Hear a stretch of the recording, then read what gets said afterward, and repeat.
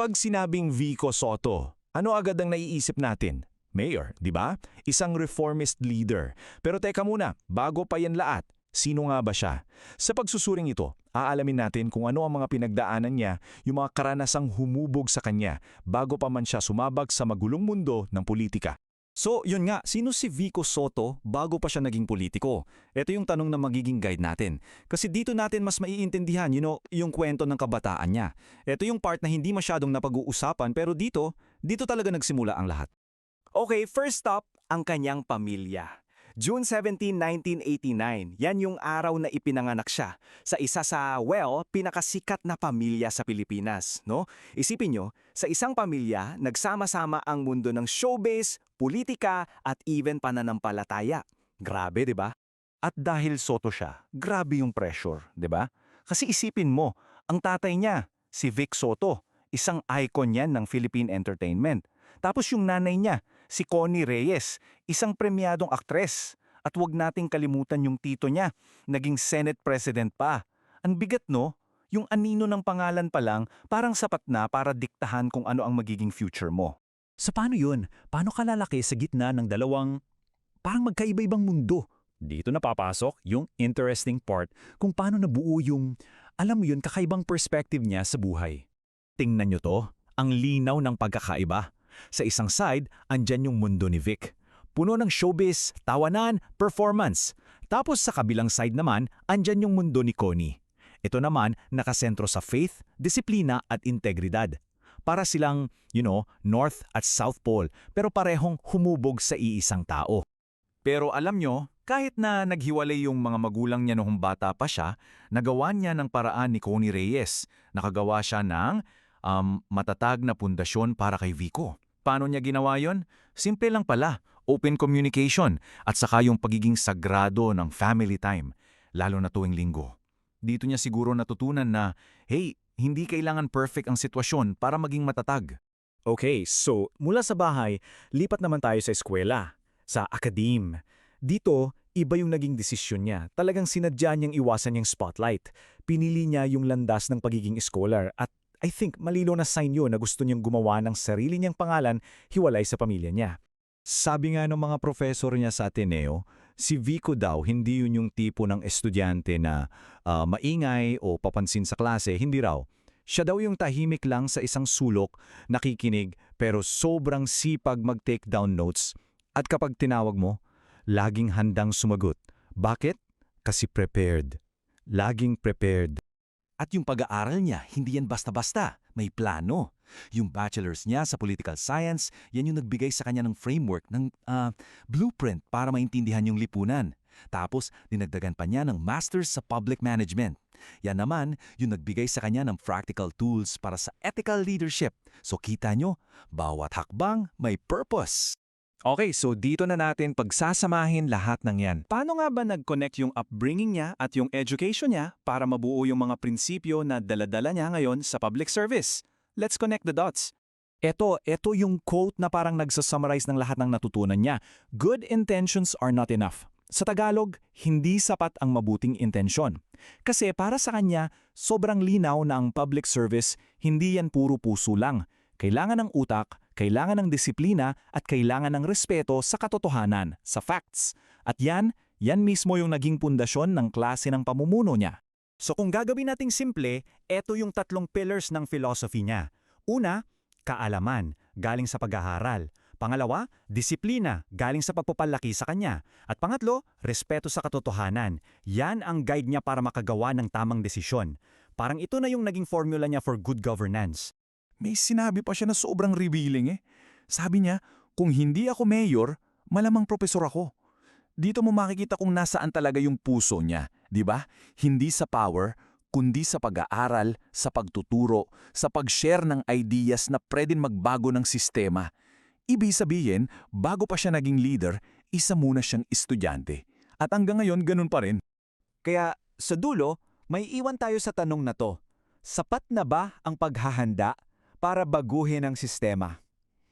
Ibig sabihin, yung buong journey ni Vico Soto, pinapakita niya kung gaano kahalaga ang preparation, yung pagiging handa. Pero sa harap ng isang napakalaking sistema na, alam niyo na, sanay na sa luma, kakayanin ba yon ng pagiging prepared lang? Yan yung isang bagay na maganda nating pag-isipan. Paano nga ba tatalunin ng isang bagitong konsehal ang isang political dynasty na halos 3 dekada nang nasa pwesto? Parang imposible, di ba? Ngayon, pag-usapan natin ang isang di inaasahang kwento ng tagumpay sa politika na yumanig sa Pasig City. Para magkaideya tayo, tingnan natin yung laban. Sa isang sulok, andyan yung dinastiya. 27 taon sa kapangyarihan, may napakalakas na political machinery, at syempre, hawak nila ang pagkaalkalde. Tapos, sa kabilang sulok, yung challenger. Isang first-term councilor, walang backer na dinastiya, pero ang puhunan, reputasyon para sa katapatan. Classic underdog story talaga. Okay, so nagsimula ang lahat noong 2016. Dito unang sumabak sa politika si Vico Soto. At hindi lang siya pumasok bilang anak ng mga sikat na magulang, kundi bilang isang determinadong bagitong konsehal na may sariling ipinaglalaban. Alam mo, habang yung karamihan sa mga politiko nakatutok sa mga proyektong madaling makita, iba yung naging focus niya. Para sa kanya, ang tunay na pagbabago ay dapat magsimula sa ugat, sa mga pulisya, sa mga ordinansa, at sa accountability. Pinagtuunan niya ng pansin yung mga paksang hindi masyadong popular pero sobrang importante, tulad ng transparency sa paggastos ng pera ng bayan. At itong pagtutok niya sa transparency, ito mismo yung magiging sandata niya. Ito yung magiging tatak ng kanyang political identity at ito rin ang magiging susi sa pagbabagong isusulong niya. So ano ba yung pinakamatapang na hakbang niya bilang konsehal? Well, siya yung may akda ng Pasig Transparency Mechanism Ordinance. Ano to? Sa simpleng salita, ito'y isang batas na nagsasabing lahat ng dokumento ng gobyerno, tulad ng budget, mga kontrata, ay dapat bukas para makita ng kahit sinong mamamayan. Paano to gumana in practice? Simple lang. Una, yung mga dokumento naging public. Pangalawa, dahil dyan, nakita ng mga taga-Pasig kung saan ba talaga napupunta yung pera nila. At pangatlo, at ito ang pinakaimportante, binigyan nito ng kapangyarihan ang mga ordinaryong tao na busisiin at tanungin ang kanilang mga opisyal. Kumbaga, binuksan niya ang mga pinto ng City Hall para sa lahat. Ito yung prinsipyong nasa likod ng lahat ng ginagawa niya. Kahit na syempre may mga pagdududa mula sa ibang mga opisyal, tuloy lang siya. Kasi para sa kanya, simple lang ang equation. Ang serbisyong publiko ay dapat may pananagutan sa taong bayan, period. At dito na tayo papunta sa mas malaking laban. Pagkatapos ng term niya bilang konsehal, gumawa siya ng isang desisyon na marami ang nagulat. Tatakbo siyang mayor sa 2019. 27. Ulitin natin, 27 taon. Ganyan katagal na muno ang iisang political clan sa Pasig. Dahil dito, para sa marami, parang imposible nang magkaroon ng pagbabago. Ang eleksyon, parang formalidad na lang. Kaya naman yung naging mensahe niya, alam nyo, napakasimple lang. Walang magarbong slogan, walang kung ano-anong pangako, 3 bagay lang. Good governance, transparency, at accountability. Isang diretsong pangako para sa isang malinis at makataong pamumuno.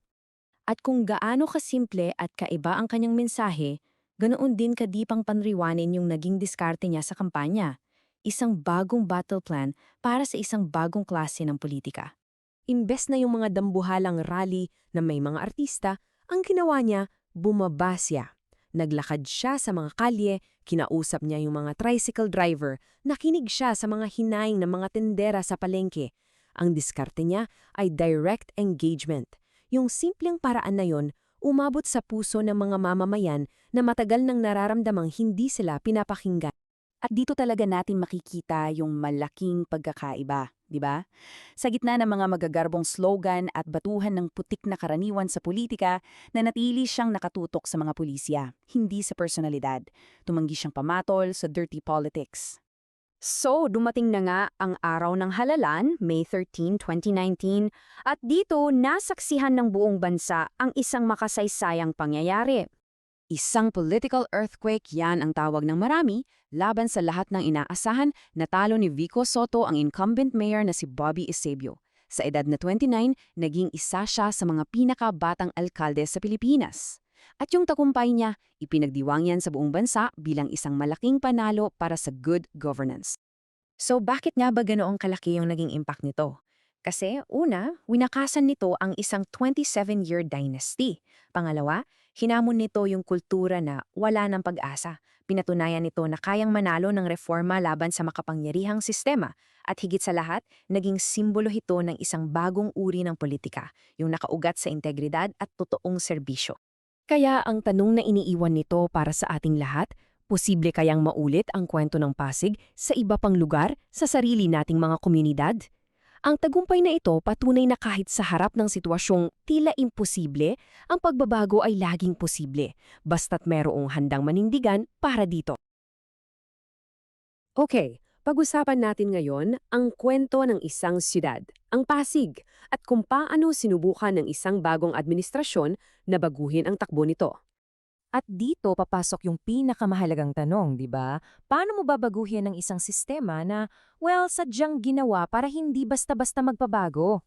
So, para mas maintindihan natin ang konteksto, tingnan nyo to. Sa isang banda, halos 30 taon, 3 dekada yan, ng pamumuno ng iisang pamilya lang. Tapos, sa kabilang banda, isang bagong mayor na may bitbit na pangako ng pagbabago. Dito na talaga nagsimula ang lahat. Sige, simulan na natin. Ano nga ba ang mga unang nangyari sa bagong chapter na to para sa Pasig? Okay, so pag-upo ni Vico Soto bilang mayor, ang dinatnan niya ay isang city hall na for almost 3 decades sanay na sa isang partikular na paraan ng pagpapatakbo. Kumbaga, may sarili ng kultura, may sarili ng network. Ito yung operating system na kailangan niyang harapin para maipasok yung mga bago niyang gusto. So ano ba yung mga naging haligi ng reformang sinubukan niyang itayo? Isa-isahin natin. Ito yung mga naging focus niya. Unang-una, yung procurement. Para siguro mas malinaw at transparent kung saan napupunta ang pera ng bayan. Pangalawa, palakasin yung access sa edukasyon at kalusugan. At ito, mahalaga, yung pag-hire ng mga tao sa City Hall. Dapat daw base sa galing, hindi sa kung sinong kakilala mo. At isang magandang example dito ay yung Pasig Transparency Mechanism. Ang interesante dito, 'di ba, isinulat niya yan nung konsehal pa lang siya.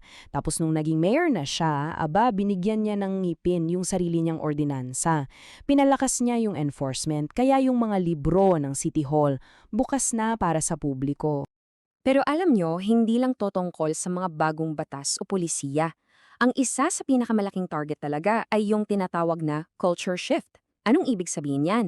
Simple lang, yung pagbabago mula sa political patronage, alam mo na, yung palakasan system, papunta sa isang sistema kung saan yung may kakayahan talaga ang nakukuha at kasama dyan yung mas bukas na pakikipag-usap sa mga tao. So, anong naging resulta? Well, sa loob lang ng unang taon niya, kitang-kita na yung pagbabago. Yung Pasig na dating parang sarado, unti-unti nang nagiging isang ehemplo ng transparency. Pero syempre, hindi dyan nagtatapos ang kwento. May isang malaking pagsubok na darating. Isang pagsubok na walang sinuman ang nakapaghanda. At yan na nga, isang global crisis ang biglang sumulpot na para bang sinasadyang stress test ang lahat ng mga bagong sistema na itinatayo pa lang niya. Tingnan nyo yung timing, no? July 2019, umupo siya sa pwesto. Pagdating ng March 2020, boom, pandemya. Wala pa siyang isang taon sa opisina. Pero, heto na, isang once-in-a-generation crisis ang kailangan niyang harapin. So, eto na yung totoong pagsubok. Paano ba tumugon ang liderato niya sa gitna ng isang krisis na buong mundo ang apektado? Ang galing dito, naging mabilis sila. Unang-una, nagdeklara agad ang Pasig ng State of Public Health Emergency. Isipin nyo, bago pa man yung national lockdowns, kumilos na sila. Talagang proactive yung naging approach. Okay, so ano-ano ba yung mga ginawa nila? Well, una, yung araw-araw na update sa social media. Sobrang importante para alam ng lahat kung anong nangyayari. Pinalawak din yung tulong tulad ng food packs at cash aid. Nakipag-partner din sila sa mga NGO at private groups at syempre, pinalakas yung healthcare system ng lungsod. Talagang multi-pronged approach. At yung communication, grabe ang naging epekto. Sa gitna ng kalituhan sa maraming lugar, yung daily updates niya nagbigayan ng kalinawan sa mga taga-Pasig. Alam nila kung ano ang totoo, real-time. Pag may tiwala ang tao sa impormasyon, mas madaling makuha yung kooperasyon nila, di ba? Siyempre, hindi maiiwasan yung sabihin na nating pagkakaiba ng diskarte sa national government. Pero ang naging approach niya, ay manatiling firm sa kung ano ang kailangan ng Pasig, pero ginawa niya yun sa paraang diplomatiko. At the end of the day, ang focus niya, protektahan ang mga taga-Pasig. At dahil sa lahat ng ito, marami tuloy ang nagsabi na, "Teka, parang may bagong modelo ng governance na nabubuo rito." At hindi lang yan sabi-sabi ha, mismong mga media at civic organizations ang kumilala sa kanya bilang isa sa mga pinaka-proactive at epektibong local leader nung kasagsagan ng pandemya, so may external validation kumbaga. At dito natin makikita yung koneksyon, no? Yung pamumuno niya sa gitna ng krisis, patunay lang na yung mga reformang sinimulan niya, yung transparency, yung merit-based system, yun mismo yung naging pundasyon niya para makakilos ng mabilis at tama, lalo na nung buhay at kalusugan na yung nakatanya. Kaya ang tanong na iiwan ko sa inyo, yung ipinakita ba sa Pasig, yung ganitong klase ng pamumuno, pwede kayang maging blueprint para sa kinabukasan, hindi lang sa isang siyudad kundi marahil para sa buong bansa? Sige, simulan natin tong kwento na to. Nagsimula lang sa isang lungsod, pero parang yung maliit na bato na hinagis sa tubig, yung alon, lumalaki ng lumalaki. Pag-uusapan natin kung paano yung mga reforma ni Mayor Vico Sotto sa Pasig ay baka maging modelo para sa isang mas malaking pagbabago sa politika ng buong Pilipinas. So yun nga yung malaking tanong, 'di ba? Possible ba talaga na ang isang mayor, isang local official, ay kayang baguhin ang takbo ng politika sa buong bansa? Para malaman natin yan, titingnan natin yung naging journey ni Mayor Vico Sotto, mula sa tagumpay niya sa Pasig hanggang sa pagiging isa sa mga pangunahing boses para sa isang bagong kilusan. Okay, umpisahan natin noong 2022. Ito yung re-election campaign ni Vico Sotto. Pero alam niyo kung anong pinagkaiba? Hindi na lang siya puro pangako. Kasi this time, may dala na siyang kumbaga resibo. Isang solid na track record ng mga reformang naramdaman na mismo ng mga taga-Pasig. At anong naging resulta? Ayun, landslide victory. Grabe. Pero hindi lang ito simpleng panalo Ito ay isang malinaw na mensahe, isang malakas na sigaw mula sa mga botante na nagsasabing, gusto namin tong nakikita namin, ituloy mo yan. Para siyang binigyan ng green light ng go signal na gawing permanente, gawing pangmatagalan yung pagbabagong sinimulan niya. So ang tanong ngayon, paano niya sisiguraduhin na yung mga pagbabago ay hindi lang ningas-kugon? Alam niyo yun, yung sa simula lang magaling. Dito na ngayon pumapasok yung tinatawag na Pasig Governance Blueprint. Ang goal para sa second term niya ay simple pero napakahirap. Iukit mismo sa sistema, sa mismong DNA ng City Hall, ang kultura ng reforma. At tingnan nyo hindi ito basta-basta. Sobrang lawak ng sakop. Mula sa pagsisigurong transparent ang gobyerno hanggang sa pagpapalawak ng mga programa sa edukasyon at kalusugan, pag-upgrade ng mga serbisyo gamit ang technology, at para sa akin, isa sa pinakamahalaga, yung pagbabago ng mindset. Ang pagbuo ng isang kultura sa mga empleyado ng gobyerno na ang trabaho nila ay maglingkod, na sila ay tunay na lingkod bayan. Okay, at pagdating sa resulta, eto na. Ito yung numerong talagang kapansin-pansin. Dahil lang sa pagiging tapat at bukas sa bidding process, bilyon-bilyong piso ang natipid ng Pasig. Bilyon! Isipin nyo na lang yung perang yun kung sa lumang sistema, saan kaya napupunta yun ano? Pero ito yung pinaka-importante at ito ay galing mismo sa kanila. Ang pagditipid ng pera, yun pa lang yung unang step.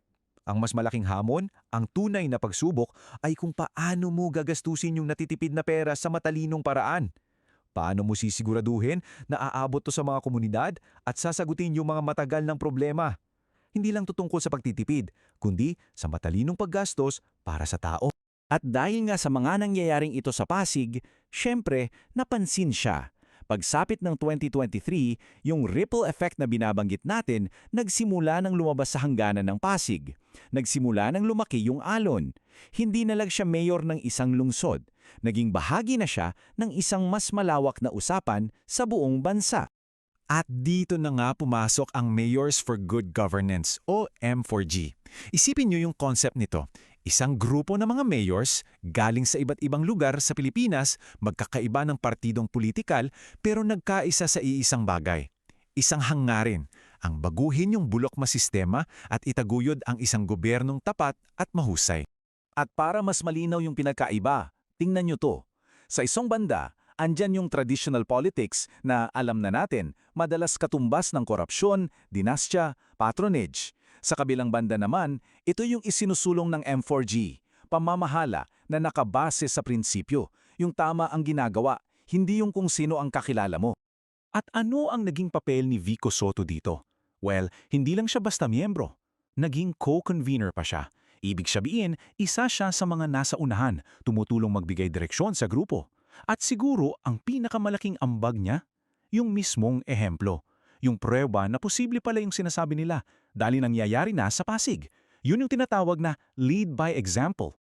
Pero syempre, hindi naman to madali. Malayo sa pagiging fairy tale, ang daming hamon. Unang-una, paano mo ipapatupad yung mga prinsipyo nyo kung wala kayong formal na kapangyarihan? Pangalawa, paano nyo lalabanan yung mga matagal nang nakikinabang sa lumang sistema? At syempre, andyan palagi yung mga kritiko, yung mga nagsasabing baka pang image building lang yan, pang pogi points. So, talagang isang malaking uphill battle ang hinaharap nila. So after all that, ano ang ibig sabihin ng lahat ng to? Ano yung takeaway natin sa pag-usbong ng isang kilusan tulad ng M4G? Well, ito ay higit pa sa isang simpleng alyansa ng mga mayor. Kasi ito yung pinaka-bottom line, di ba? Sa unang pagkakataon, sa napakatagal na panahon, nakakita ang mga Pilipino ng mga leader na nagsasama-sama hindi dahil sa partido, hindi dahil sa apelido o personalidad, kundi dahil sa isang prinsipyo. Pinapatunayan ng M4NG na, hey, posible pala ang isang klase ng politika na ang tunay na sentro ay serbisyo publiko, hindi pansariling interes. Kaya naman, iiwan namin kayo sa isang tanong. Itong mga alon na nagsimula sa Pasig na pinalakas ng M4G, kaya ba kayang maging isang tsunami ng pagbabago na aabot sa buong Pilipinas? O baka hanggang dito na lang to, isang magandang simula na hindi naman nagtuloy? Yan ang isang bagay na tayong lahat bilang mamamayan ang makakasaksi at marahil makikibahagi sa pagsagot. Sa mundong ng politika sa Pilipinas, may isang pangalan na laging lumalabas kapag usapan ay pagbabago. Vico Soto. Pero ano nga ba ang kapalit ng pagsubok na baguhin ng isang lumang sistema? Yan ang aalamin natin. Siya yung tinitingnan na mukha ng reforma, di ba? Pero sa bawat hakbang niya para isulong ang kanyang mga ideal, may kaakibat itong matinding banggaan sa realidad ng politika. So ano ba talaga ang tunay na halaga ng lahat ng ito? Okay, simulan natin sa umpisa. Sa isang bansa na puno ng mga political dynasties, paano nga ba sumulpot at nakilala ang isang Vico Soto? At dito yung interesting. Hindi siya sumikat dahil lang sa apelyido. Ang pinanghawakan niya ay yung paninindigan para sa transparensya at integridad. Alam nyo, sa isang bayang pagod na sa traditional politics o trapo, yung mensahe niya ay parang sariwang hangin. Isang pangako ng tunay na pagbabagong matagal nang hinahanap-hanap ng marami. Pero hindi ito puro salita lang. Tingnan natin yung mga konkretong ginawa niya sa Pasig na naging basehan ng kanyang reputasyon. So, ito yung 4 na haligi ng pamamahala niya. Yung open bidding, simpleng paraan para walang lutuan, para walang korupsyon sa mga kontrata. Yung mas mabilis na serbisyo, bawas pila at bawas hassle para sa ordinaryong mamamayan. Itong mga reformang to, hindi lang nagpabuti sa buhay sa Pasig.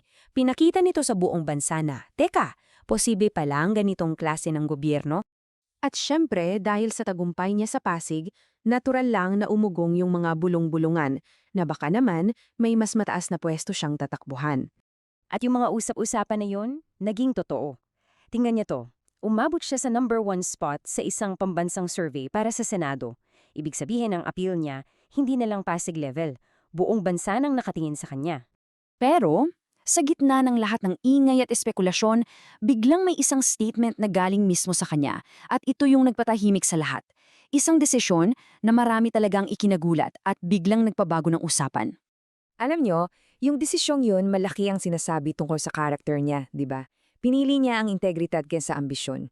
Pero, hindi yun ang katapusan ng mga pagsubok. Sa totoo lang, dito pa lang magsisimula yung mga mas mabibigat na hamon. Dito na tayo sa pinaka-intense na bahagi ng kwento niya, yung sunod-sunod na kasong legal at politikal na talagang sumubok sa image niya bilang isang reformista. Okay, imapa natin, ito ang timeline ng mga bagyong hinarap niya. Silipin natin isa-isa para maintindihan natin kung paano tumindi yung pressure sa administrasyon niya. Unang sumabog yung issue sa Converge ICT. Ang aligasyon, Binigyan daw ng 2 milyon na discount ang kumpanya sa mga multa nito. Ngayon, bakit to big deal? Kasi sa batas, kapag ang desisyon mo bilang opisyal ay nagdulot ng pagkalugi sa gobyerno, pwede kang kasuhan ng graft. So kahit itilanggi ito ng lahat ng panig, ito yung parang unang salvo ng mga atake laban sa kanya. Sumunod naman yung issue sa mga kamiseta para sa mga empleyado. Para sa iba, simpleng regalo lang yan, di ba? Pero sa mata ng batas, kahit anong bilhin ng gobyerno dapat dumaan sa tamang proseso, sa public bidding. Dito nag-ugat yung mga tanong laban sa kanya. At habang papalapit ang eleksyon, lalong uminit ang laban. Isang kalaban sa politika ang nagsampa ng disqualification case. Ang issue, pamimigay ng scholarship stipends. Ang akusasyon, dahil malapit na ang botohan, ito raw ay paraan ng vote buying. Isang normal na serbisyo, ginawang political weapon. Pero sa lahat ng yan, may isa pang kaso na mas malaki at mas komplikado. Ito yung naging sentro ng pinakamabigat na kritisismo laban sa kanya. Isang proyekto na dapat sana ay simbolo ng pag-unlad. 10 bilyong piso. Grabe! Ganyan kalaki ang halaga ng planong bagong Pasig City Hall. Yung numero pa lang, di ba? Talagang magiging kontrobersyal na. So ito yung dalawang panig ng debate. Sabi ng kampo ni Soto, delikado na ang lumang building, kailangan na talagang lumipat. Pero para sa mga kritiko, tila minadali ang lahat. May mga tanong kung paano napili ang kontratista at kung bakit tila lumubo ang budget. Basically, yung transparency na isunusulong ni Soto, yun mismo ang kino-question dito. Sa gitna ng lahat ng batikos, ano ang naging tugon niya? Nanatili siyang mahinahon. Ang linya niya, parte yan ng laban. Pag binabangga mo raw ang traditional politics, asahan mong babanggain ka rin pabalik. In short, ito raw ang presyo ng pagbabago. Pero sa dami ng kontrobersya, iisa lang ang tunay na huhusga, di ba? Ang taong bayan. At dumating ang hatol na iyon sa mismong araw ng eleksyon. At ang hatol ng bayan, malinaw na malinaw. Mahigit 351,000 boto para kay Soto, kumpara sa wala pang 30,000 para sa pinakamalapit niyang kalaban. Hindi lang siya nanalo, tambak, isang napakalaking landslide victory. Simple lang ang mensahe nito. Hindi tinablan ang mga taga-Pasig ng mga akusasyon. Sa halip, lalo pa nilang ipinakita ang kanilang suporta. Isang patunay na para sa kanila, mas matimbang yung nakikitang resulta at yung tiwala nila sa kanyang integridad. At dito natin niiwan ang lahat. Ang kwento ni Vico Soto sa Pasig ay nagpapakita ng isang posibilidad. Pero ang tanong ay nananatili. Ang pagbabagong nakita natin sa isang lungsod, kaya bang maging modelo at inspirasyon para sa buong bansa? Yan ang tanong na iiwan natin sa inyo.